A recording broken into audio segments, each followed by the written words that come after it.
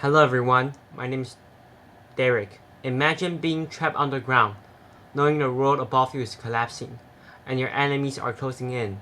This was Adolf Hitler's reality in April 1945, but how did it all come to this? So today, I'll be reviewing Hitler's Last Day by Bill O'Reilly. This book provides a detailed account of the final moments of one of history's most infamous figures. Based on historical records, eyewitness accounts, and declassified intelligence. While many books focus on Hitler's rise to power, O'Reilly turns our attention to his downfall, exposing the desperation and chaos of 190 days before Hitler's suicide. Before knowing the story, there's a little bit of background information you need to know to understand what happened to Germany during the late World War II. Before 1945, Wolf's lair was Adolf Hitler's war headquarters where he lived between June 1940 and November 1944. And he was planning to enforce Barbarossa Plan, the code name for the invasion of the Soviet Union. During his plan, there's an assassination attempt that go against him that had failed, called the Operation Valkyrie. So, O'Reilly's books focus on the last few weeks of Hitler's life, particularly his time in the Führer bunker, a secret underground shelter beneath Berlin. By April 1945, Nazi Germany was crumbling. The Allies had taken control of major cities. The Soviet army was closing in from the east. And some of Hitler's closest generals had either abandoned him or lost faith in his leadership. So, the book described his desperate attempts to turn the world around, including Operation Wash on the Rhine. According to Hitler's words, he said, in December, Germany would start a great offense which may well decide her fate. The world thinks Germany is finished, with only the day and the hour of the funeral to be named. I am going to show them how wrong they are. The corpse will rise and throw itself at the west. So initially, Hitler was confident and relying on his elite troops and favorite commander Otto Skorzeny for a surprise attack. As the war became intense, Hitler's mental and physical decline became obvious. He was paranoid, shaking, and suffering from poor health. Soon, the betrayal by his inner circle, with people like Hermann Göring and Heinrich Himmler making secret deals to save themselves, made Hitler have no choice to gamble his future on an all-out defense of Berlin, refusing to surrender even when escape was still possible. My favorite part of the book is his attitude toward Berlin. His loyal generals urged him to flee to a safer location, yet he refused to leave.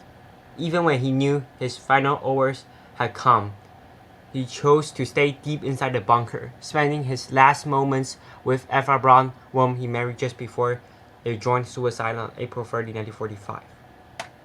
This event highlights something special. Even in the face of total destruction, Hitler still clung to his vision of Berlin as the center of his empire. His refusal to leave wasn't just about pride. It was a symbol of his inability to accept reality. O'Reilly captures this moment well, showing how even the most powerful dictators are ultimately human, vulnerable, and doomed by their own arrogance. But this book isn't just about Hitler's. It also highlights the experience of soldiers, civilians, and Nazi officials, showing how the worst final moments play out on all sides.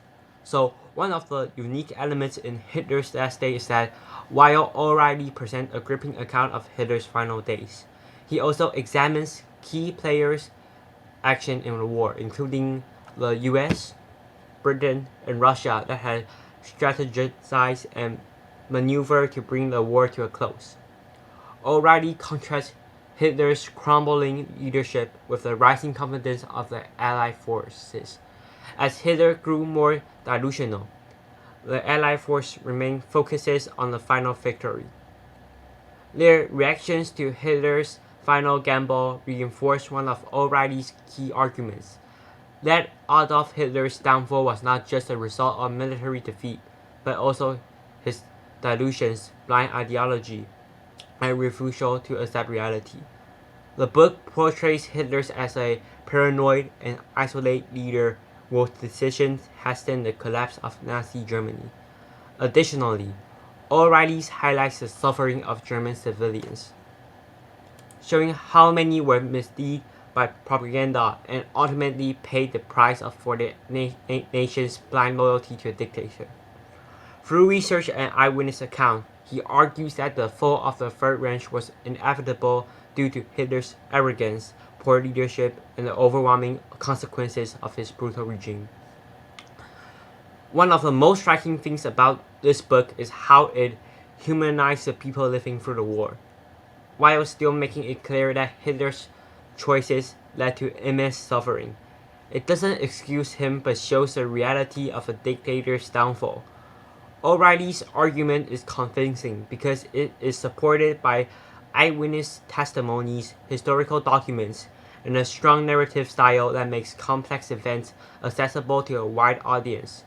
However, since the book is aimed at general readers rather than academic historians, some critics might argue that it simplifies events or dramatizes certain aspects to enhance readability. But despite this, his core argument remains well supported by historical facts.